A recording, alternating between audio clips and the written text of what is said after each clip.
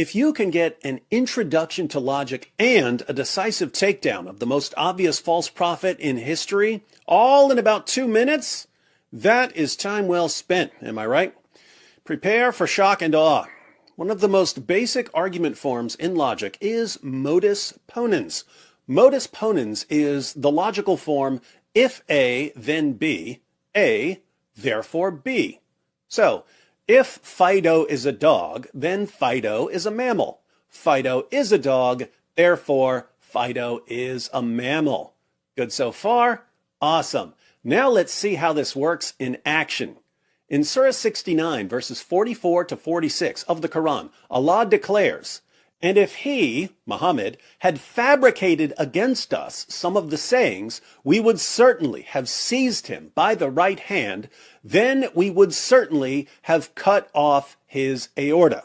So Allah says that if Muhammad were to fabricate revelations, he would sever Muhammad's aorta, an artery that you definitely don't want severed.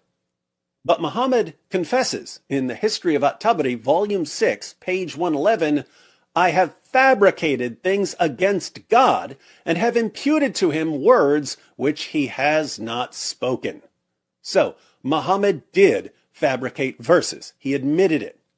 Later, Muhammad says in Sunan Abu Dawud 4498, after being poisoned by a Jewish woman, "This is the time when it, the poison, has cut off my aorta."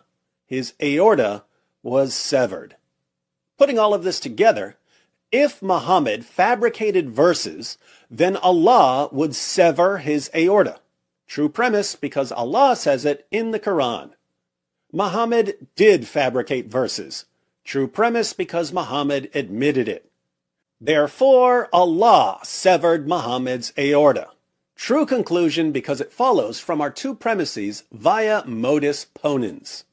This means, of course, that Allah was the Jewish woman's co-conspirator in murdering Muhammad. Gotta love logic. If you'd like to see me go into far more detail about Allah murdering Muhammad, be sure to watch my video, Who Killed Muhammad?